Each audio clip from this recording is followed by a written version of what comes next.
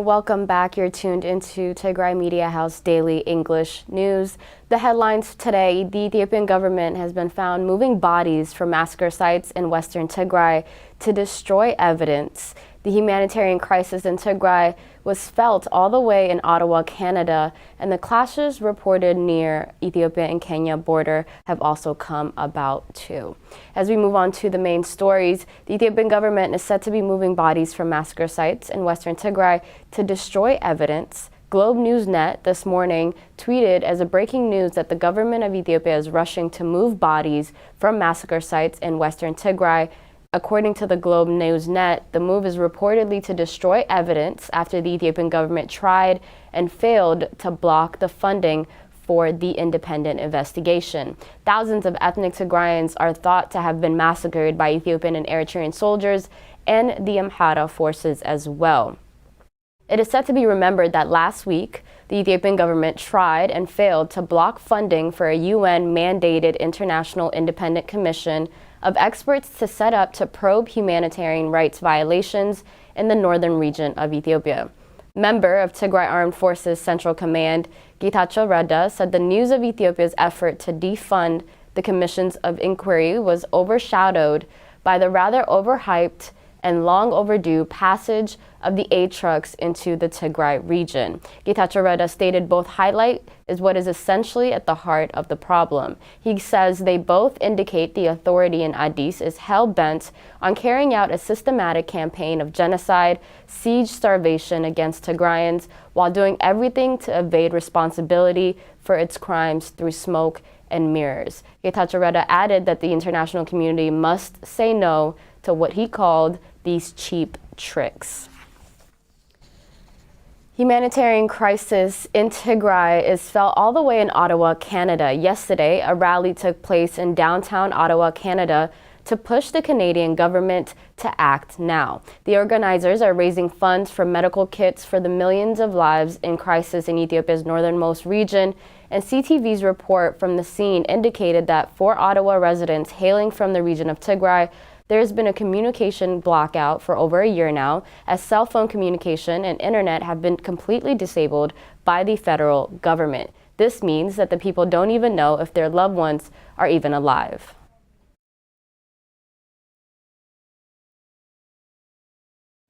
They left us a message saying, please help us, we're starving. And imagine how painful it is to hear that and not being able to call them back. It was a voice message that Azeb Gabrahiwet waited for months now, and confirmation that at least her nephew is in fact alive in Tigray. Don't know if they're alive or dead, if they're starving to death. I think about my nieces, my nephews. As I said, this voice message that Gabrahiwet has been waiting for months to hear confirmation that at least her nephew is in fact alive. And let's hear what she has to say. When it comes to genocide, we should not be watching idly. The whole world should be rallying together to end a genocide. She says her entire family is in the Tigray region, an area of the Ethiopian where a war has been underway for almost a year and a half now. The blockade imposed by the Ethiopian government on the region has prevented food and aid from reaching millions and millions of its civilians. It is the world's worst hunger crisis currently in over a decade. The UN estimates that 90% of the 6 million people in the region are in urgent need for humanitarian assistance. A convoy of food aid trucks finally entered the region on Friday. It was the first since mid-December from last year, and at that time, only trucks have been allowed into Tigray since the government's declaration of the humanitarian truce for unfettered access to humanitarian aid. When it comes to genocide, we should not be watching idly. The whole world should be rallying together to end a genocide.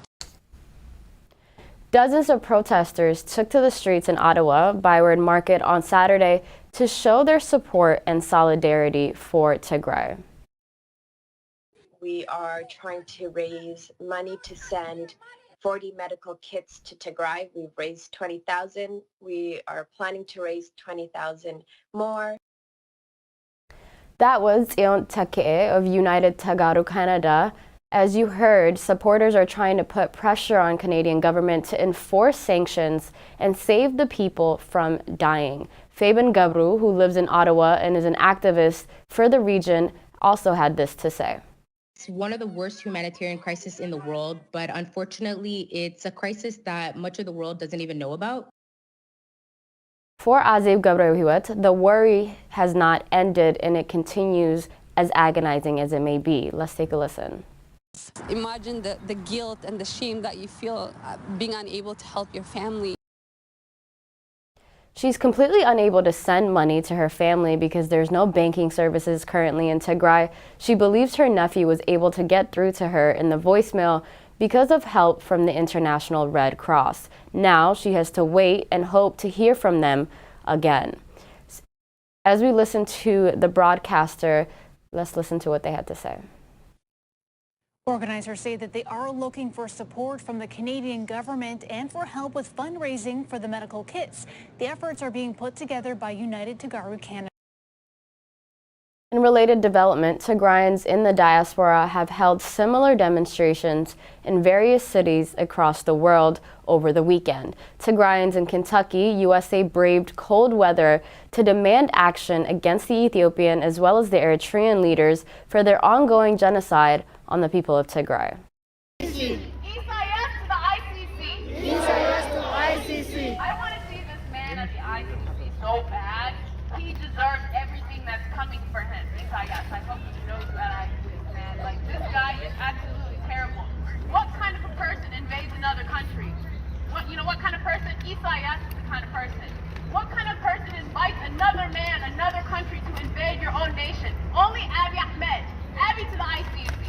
Abiy to the ICC. Abiy to the ICC. Abiy to the ICC. I hope this man lives long enough to suffer pain. Suffer so much pain alone. Abiy is starving the people of Tigray. He's allowed rape as a weapon of war. He continues to pretend like he's using humanitarian troops. Allow full access to humanitarian aid. All right, this is what we want. This is what we need. The Tigrayan diaspora in Europe also gathered amid rain and snow in front of the UN office in Geneva last week and enacted the horrible suffering of Tigrayans under over 500 days of genocide and the siege starvation as it continues. Take a look at this enactment by the demonstrators of the actual burning of the Tigrayan civilians by the Ethiopian and Amhara security forces recently.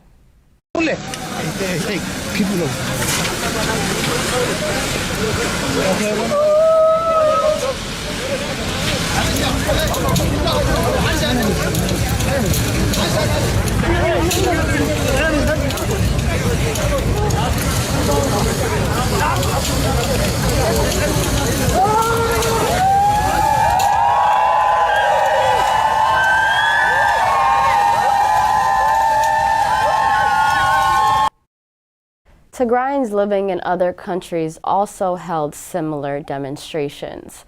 As we move on to the next story, the vigilante armed group by the name of Fano has taken responsibility for the 29th of March killings in Qorke, 15 kilometers from Metara on the Ethio-Djibouti railway. A new video that's circulating on social media shows one member of the armed making the disclosure to the applause of his fellows and armed fighters.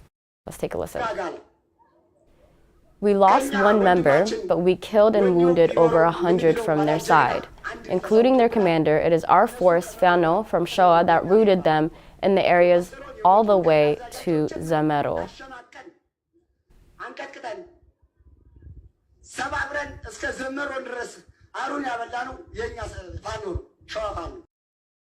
It had been reported that clashes between armed groups from Minjar Shankora Warada of North Showa Zone and the Amhara regional state, as well as the local militia in the bordering Fentale Warada, East Showa Zone of Oromia regional state, resulted in deaths of at least 26 civilians. Several local militias and members of the Oromia police, including the militia commander Abdisa Ifa, were also injured. The clashes were followed by statements from both waradas, which were conflicting accounts of the incident. Observers said this latest video by the Fano armed group lays the controversy to rest.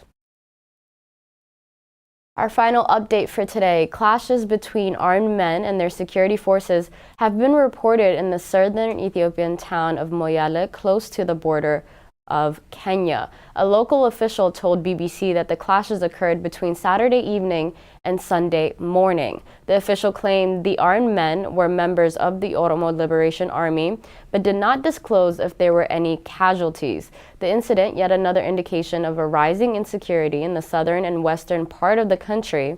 In Oromia specifically, the country's most populous region, clashes have continued to be reported between the government forces, which include the army and the regional police, as well as the OLA. On Saturday, a military official, Colonel Germa Ayele, said security forces were taking decisive measures against the OLA in what he called a coordinated operation. The OLA, on their best part, said they are winning all their battles. Oda Taribi, a spokesperson for the group, claimed in a tweet on Monday that the government forces sustained heavy casualties in a place called Malka Lami in southern Oromia region, and there are concerns that the instability in multiple places could exacerbate the humanitarian crisis across the entire country. And according to the UN, a combination of drought, conflicts, and disease outbreaks could also result in more than 20 million Ethiopians requiring humanitarian assistance within this year alone. That concludes our news for today. Thank you so much for tuning in. Bye-bye.